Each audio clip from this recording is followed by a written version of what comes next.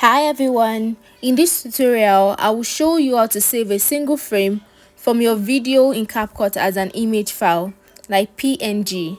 Let's get right into it. The first step is to open your project. Start by opening CapCut and selecting the project with the frame you want to save as a PNG.